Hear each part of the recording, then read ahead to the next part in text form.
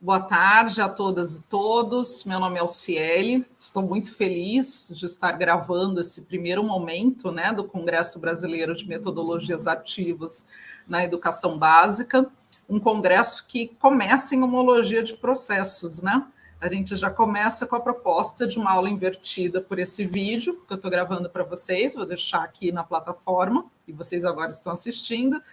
E depois já fazemos o encaminhamento desses 3 tempos de mesa para o nosso encontro síncrono.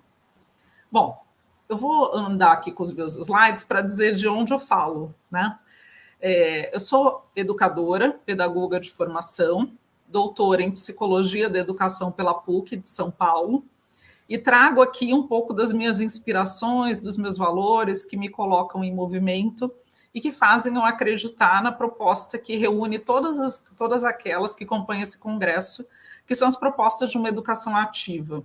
Uma proposta que se alinha muito com as ideias de Paulo Freire, uma proposta que considera os territórios de origem, está ali a foto da minha cidade, eu sou de Santos, São Paulo, mas a educação precisa fazer esse diálogo identitário com os territórios de origem e pertencimento dos estudantes e dos educadores e com suas inspirações, seus valores, suas referências artísticas, poéticas, musicais. E, nesse sentido, as metodologias ativas contribuem demais para essa construção. Quando eu me apresento assim, eu digo também que eu não estou sozinha, Essa mesa, metodologias ativas e mediação tecnológica na formação de docentes e gestores escolares, tem a ver com o percurso profissional que nós 3, eu, Alexandre e Cleia, como integrantes dessa mesa, constituímos ao longo da nossa trajetória. Então, desde já, convido para que estejam novamente conosco, ao vivo, no domingo, dia 10 de outubro, das 13 às 13h30. Domingo é um dia que a gente almoça mais tarde, então já deixo o convite para que antes do almoço vocês abram um apetite conosco, pensando em como as metodologias ativas compõem essa trajetória de formação no contexto da atualidade para gestores e educadores, professores de educação básica, de ensino superior, enfim. Para início de conversa, aqui nessa primeira parte da nossa mesa, eu trago a pergunta, por que educação ativa? O que a gente está trazendo? E para tratar dessa pergunta, não de forma a respondê-la com algo pragmático, e sim problematizar essa questão ainda mais, eu coloco 2 dilemas que nós todos estamos vivendo em educação. Nós vivemos as incertezas da complexidade. E viver isso é muito difícil. Acho que a pandemia confirmou e intensificou o quanto é difícil a gente não conseguir ter um planejamento muito preciso do que vai acontecer no próximo ano, nos próximos anos, enfim, num período de tempo maior. Esse primeiro dilema de viver as incertezas da complexidade e o quanto ela provoca de insegurança se dá, isso acontece, pois a escola, como organização, foi projetada para o controle.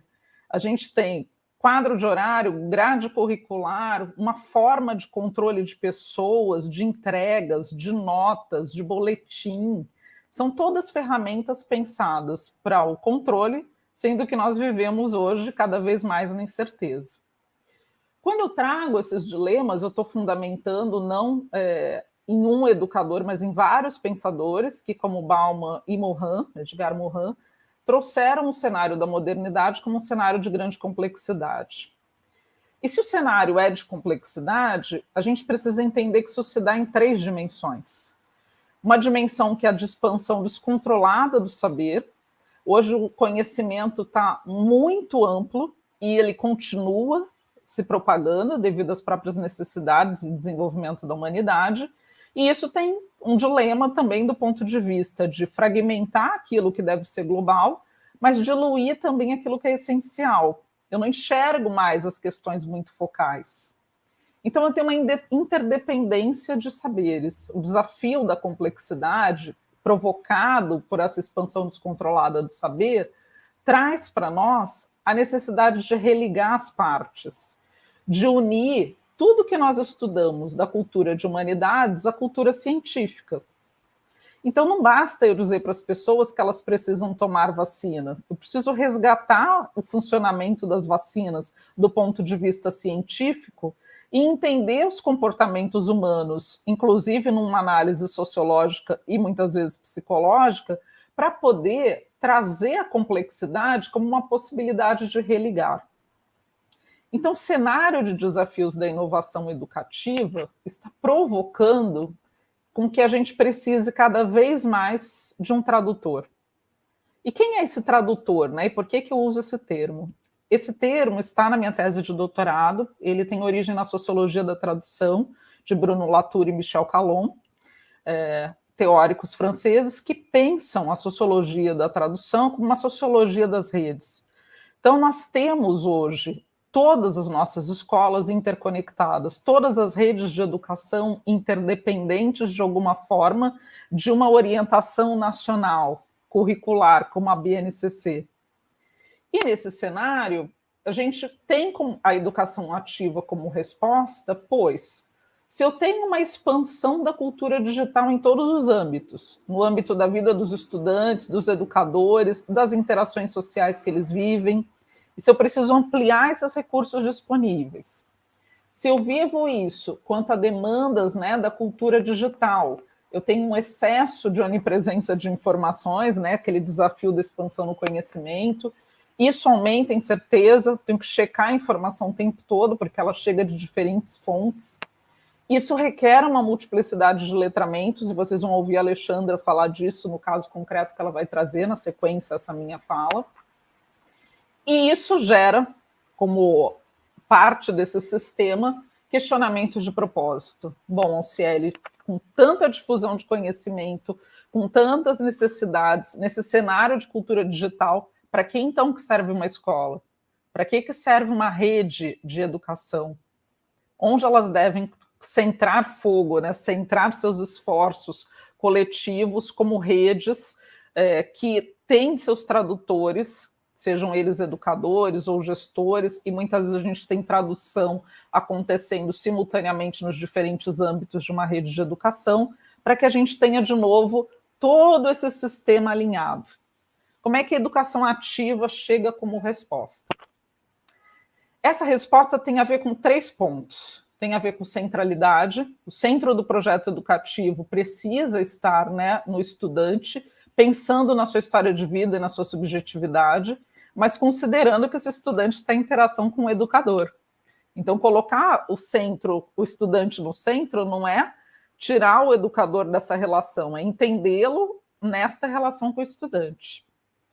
Para isso, eu preciso ter uma perspectiva de diversidade de procedimentos metodológicos, que é uma característica da educação ativa, e isso vai criar uma praxis onde eu adoto metodologias ativas para ligar a teoria à prática, ou seja, para ligar tudo aquilo que a gente já estudou para a construção de possibilidades.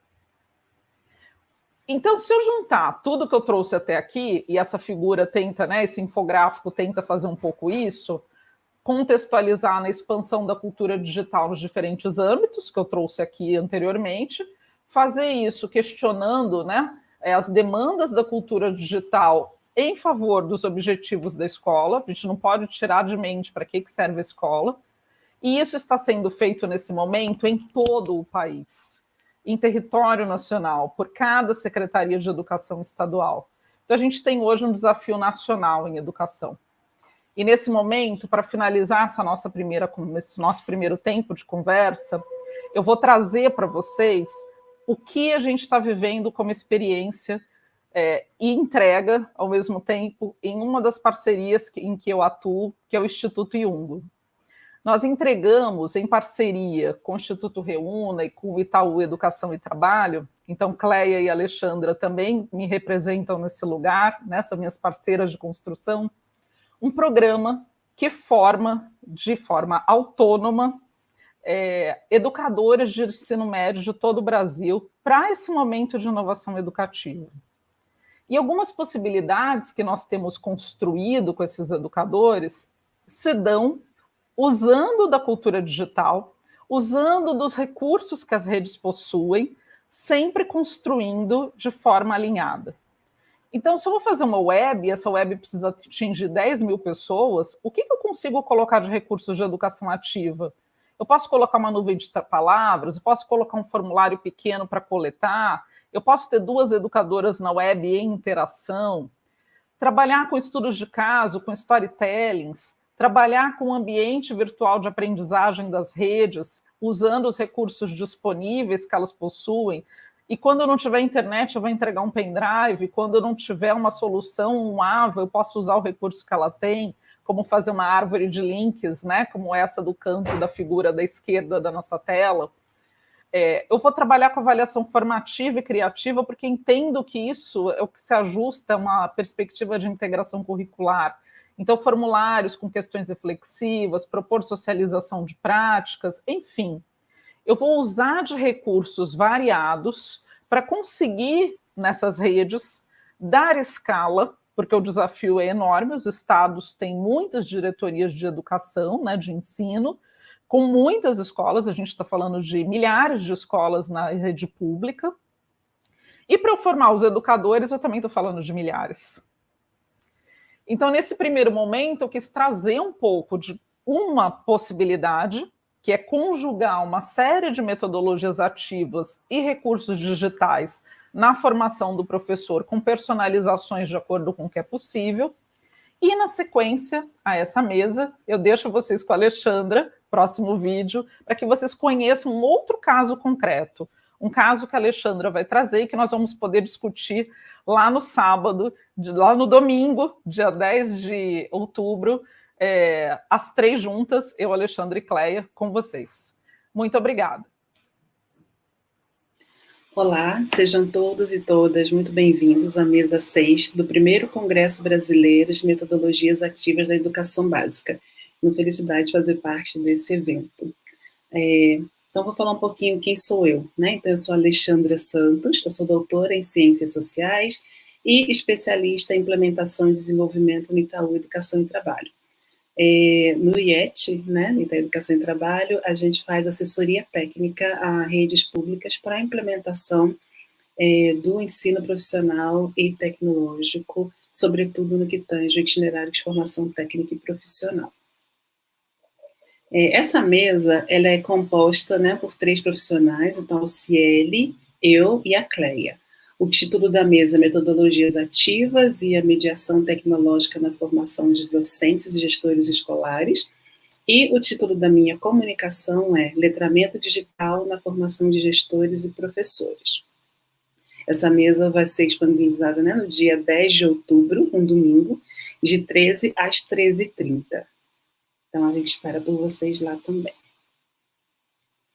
Bom, eu queria falar um pouquinho sobre o nosso ponto de partida, né? Essa seria a segunda comunicação da mesa, então eu convido vocês para assistirem também o vídeo da Luciele, que ela fez uma breve contextualização dos desafios da inovação na educação, falou um pouco da educação ativa como resposta aos desafios, e pensando um pouco mais numa ação prática, ela trouxe o exemplo, né, da atuação dela num case aqui em São Paulo, na plataforma Nosso Ensino Médio. E aí eu já aproveito também para fazer o convite, quem não conhece o Nosso Ensino Médio, é uma plataforma gratuita, disponível para todo o Brasil, de formação para gestores e professores no contexto do ensino médio.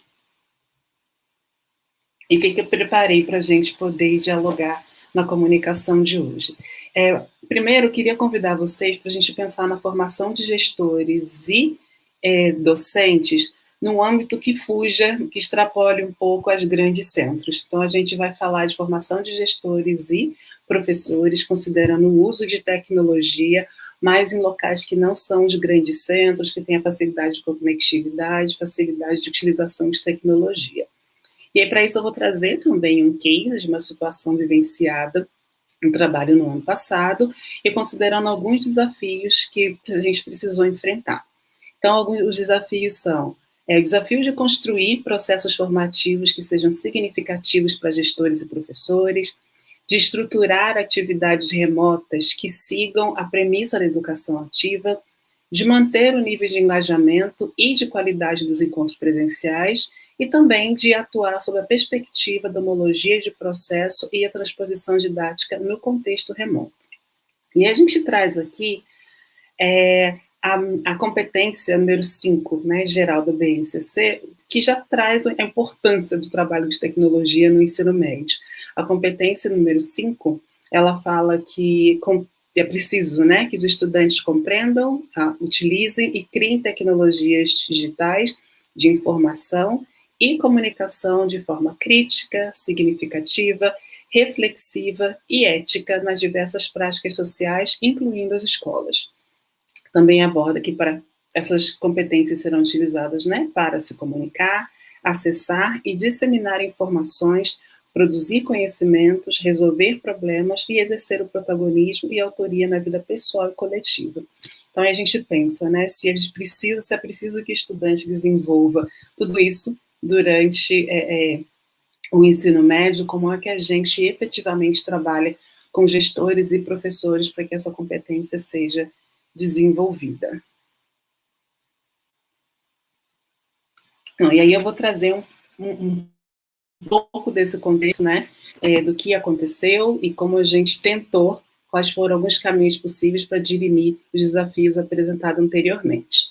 Então, primeiro que o contexto das formações eram todas presenciais, então, independente do estado, a gente sempre viajou para os estados e fazia formação presencial. Então, primeiro desafio é como é que muda, né, toda a metodologia de formação para o contexto remoto. E aí, para isso, nossa primeira preocupação foi, todo mundo precisa estar conectado. E aí fizemos um levantamento, né, um mapeamento das condições de acessibilidade e preparação do encontro remoto síncrono. Então, inicialmente, nós tínhamos em mente, bom, se todo mundo tiver conectividade, o encontro vai funcionar e, enfim, a formação vai ser fluida. Conseguimos garantir que todos os profissionais tivessem conectividade, quem não tinha facilidade em casa, né, as redes providenciaram, e que acompanhasse também as formações por um computador, que não fosse pelo celular. Então, isso garantido, iniciamos o processo formativo. Deu tudo certo? Não. A primeira formação, a gente encontrou muita dificuldade dos participantes na utilização das ferramentas tecnológicas que suportavam o encontro. Então, todo mundo tinha conectividade, estava todo mundo com suporte, né, adequado para acompanhar o encontro formativo, para participar. Fizemos toda uma transformação de metodologia de trabalho para poder garantir uma participação que fosse pelo menos equivalente ao que a gente consegue em termos de qualidade, de engajamento das formações presenciais, e, no entanto, a gente não contava com o nível de dificuldade dos profissionais para poder utilizar as ferramentas que nós disponibilizávamos para o encontro.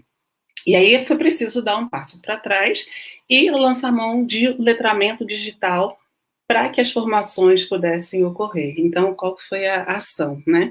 Fizemos primeiro um levantamento de interesse para participação, se esses profissionais, né, gostariam de ter uma preparação prévia para a formação, considerando, né, a apropriação e uso de ferramentas digitais. Então, fizemos esse levantamento, e durante esse levantamento, não só quem gostaria ou não de participar desses encontros, mas saber quais ferramentas conheciam e o nível, né, de condição de uso de cada uma. E aí fizemos a execução dessa formação. Então, fizemos o letramento digital com encontros de 2, 3 horas, alguns encontros. Fizemos letramento considerando todas as ferramentas digitais que seriam utilizadas de acordo com o plano de formação do ano passado.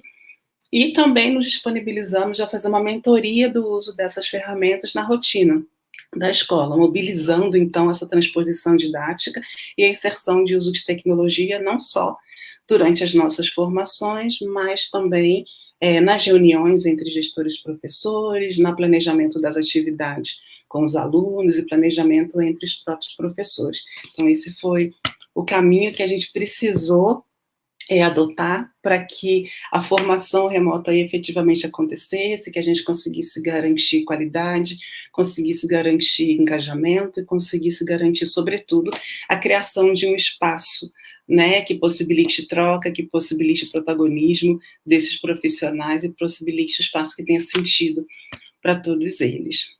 E aí, no próximo slide, Eu trago para vocês duas imagens de mais ou menos como foi esse trabalho. Então, aqui foi uma das atividades, né? Nós encaminhamos por celular, a gente fez essa gravação de tutorial de duas ferramentas, então a gente criou, especialmente, né, para esses grupos, um tutorial sobre o Jamboard, Padlet e outras várias ferramentas que nós utilizaríamos, considerando como fazer a inscrição, como fazer o primeiro acesso, como editar, como acessar, como compartilhar, como utilizar essas ferramentas de diversas formas. Então, encaminhávamos esse tutorial para a rede compartilhava com os profissionais pelo celular mesmo, por mensagem, dias antes do encontro. Então, a gente utilizou aí, né, a sala de aula invertida, e eles recebiam o tutorial, já faziam a inscrição em cada uma das ferramentas, testavam as ferramentas, e aí, nos encontros, nós utilizávamos, as atividades eram feitas já com as ferramentas. Então, aqui, por exemplo, né, eles receberam o tutorial de como utilizar o Padlet, e a atividade em si era para acessar o Padlet, ler as instruções, criar um post-it, comentar o post-it do colega. Então, nós fizemos esse processo com todas as ferramentas que seriam utilizadas, e aí só depois dessa aquisição, né, dessa informação, desse aprendizado, que nós conseguimos, enfim, com sucesso, seguir o plano de formação que está planejado, que havia sido planejado para ser executado junto a esses profissionais. Então, qual que é o convite para a gente poder pensar no encontro do dia 10? Né? Eu queria muito conhecer de vocês outros desafios relacionados à questão do letramento digital, no que tange a formação de gestores e professores. Queria ouvir de vocês sugestões de outras possibilidades de enfrentamento desse desafio e, sobretudo, queria trocar com vocês, né? Saber se tem perguntas ou curiosidades sobre como esse processo aconteceu, ou outras informações que a gente possa compartilhar com vocês. A gente fica aguardando no dia 10 de outubro, às 13 horas. Não se esqueçam de assistir também o vídeo da Cleia, que também compõe essa mesa comigo, e ela vai fazer uma síntese dos pontos abordados por mim e pela Alciele, e vai trazer algumas questões chaves que são fundamentais para o nosso diálogo no encontro síncrono. Então, assistam também o vídeo da Cleia e a gente se encontra no dia 3. Muito obrigada, um abraço e a gente se vê. Tchau, tchau. Então, olá, eu sou a Cléa e estou aqui compondo essa mesa com as professoras Alciele e Alexandra, né, contribuindo com essa discussão sobre as metodologias ativas e a mediação na formação de educadores. Então, né, a gente veio de uma reflexão que a Alciele propõe a partir de 2 dilemas, né, sobre as incertezas da complexidade que provocam insegurança, né, certamente, considerando que a escola foi um espaço projetado como organização de controle, né, e as incertezas e controle não combinam. Então, a gente está aí vivendo esse dilema, e como é que, diante desses desafios que se apresentam para a inovação na educação, a gente responde criativamente, e a educação ativa emerge e se consolida como uma resposta muito eficiente a esses desafios. E aí ela traz um exemplo, né, de uma experiência que tem se mostrado bastante exitosa para dar conta, né, que congrega, na verdade, essas 2 dimensões, a educação ativa e a mediação tecnológica, que é o programa Nosso Ensino Médio, que foi concebido para apoiar as escolas que estão aí diante do desafio de implementação de um conjunto de inovações que vão promover a renovação do ensino médio. E ela compartilhou a experiência que está sendo desenvolvida, né, com a Secretaria de Educação do Estado de São Paulo, e tem trazido resultados muito positivos, né, no momento em que a gente consegue tem conseguido desenvolver uma série de iniciativas e de formações mediadas por tecnologia, mas que conseguem, né, colocar os educadores numa posição ativa nesse processo, né, protagonistas e coautores do processo formativo.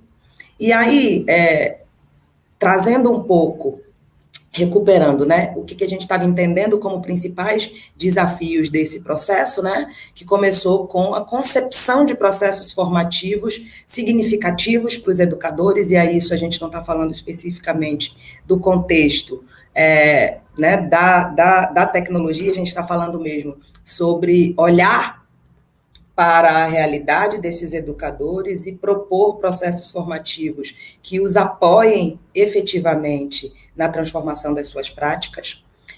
Uma segunda questão, né, trazida aí pela Alexandra, é estruturar atividades remotas que sigam essa premissa, né, da educação ativa, né, que não seja uma perspectiva transmissiva de formação, mas que consiga colocar esse educador, né, em contato e como autor do processo formativo, né? Aí mantendo o engajamento e a qualidade que a gente geralmente atribui aos encontros presenciais.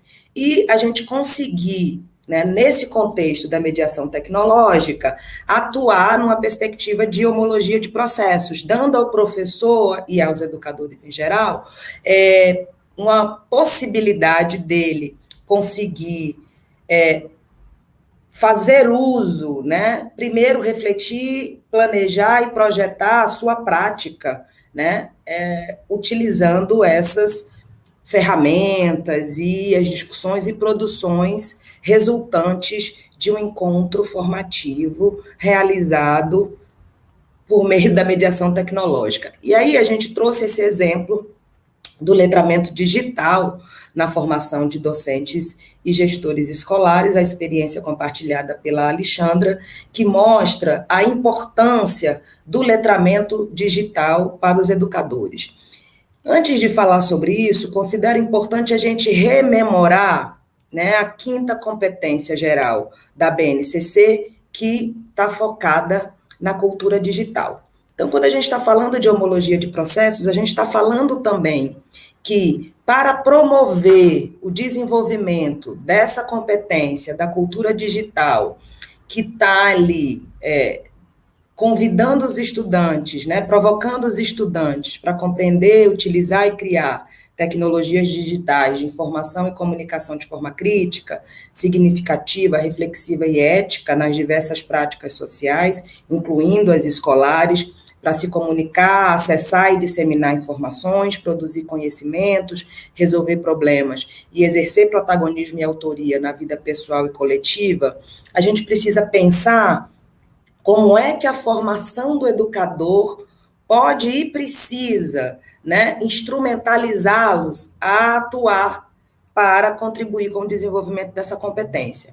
Então, a BNC de formação de educadores traz também um espelhamento entre as competências necessárias para o estudante, né, para o contexto de formação dos educadores.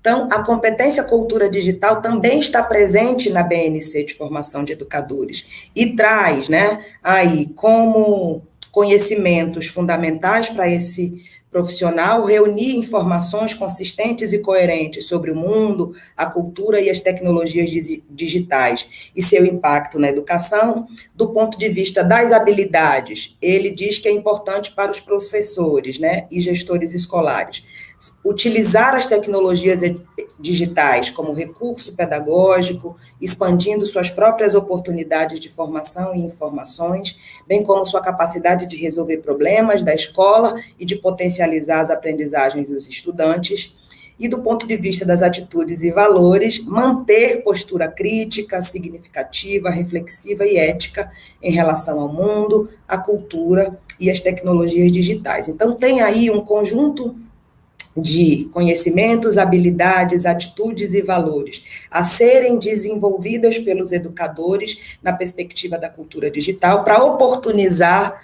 né, que os estudantes se aproximem e também usem de forma responsável, crítica e cidadã essas tecnologias. E aí, pensando nessa dinâmica, né, de como é que a gente contribui para o desenvolvimento também dessa competência cultura digital que está prevista nesse documento, a gente traz aqui, né, nessa mesa, a partir das reflexões e de um contato com essas experiências que já foram apresentadas aqui pela Alciele e pela Alexandra, a gente traz para vocês aí uma provocação e um convite, né, para que basicamente vocês possam refletir, registrar e trazer para partilha em nosso encontro do dia 10 de outubro, que é um domingo, das 13 às 13h30, quais são as possibilidades e limites que vocês percebem, né, na relação direta com esses educadores no dia a dia da escola, ou até na condição mesmo de educadores que estão nessas escolas, para a utilização de metodologias ativas com mediação tecnológica na formação dos profissionais da educação. Então, o que vocês, né, entendem que é uma possibilidade, e é muito importante que a gente tenha aí um foco, né, no lado luminoso, no que é possível, e quais são os desafios, né, quais são os limites para a utilização dessas tecnologias, de modo que a gente possa pensar, né, como é que é possível dar conta desses limites ou ajustá-los para dialogar com as realidades das escolas que, né, no Brasil tem bastante diversidade. Então, é isso, a gente está muito feliz em poder começar esse diálogo com vocês e dar continuidade a eles presencialmente, então vocês participem, tragam suas perguntas, tragam os seus relatos, porque a partir dessa movimentação, desse contato com a realidade, desse contato com o que vocês trazem, que a gente pode fazer aí uma formação, né, um diálogo, uma troca bastante formativa e construtiva sobre a tecnologia, as metodologias ativas e a formação de educadores. Então, muito obrigada e a gente se vê no dia 10 de outubro.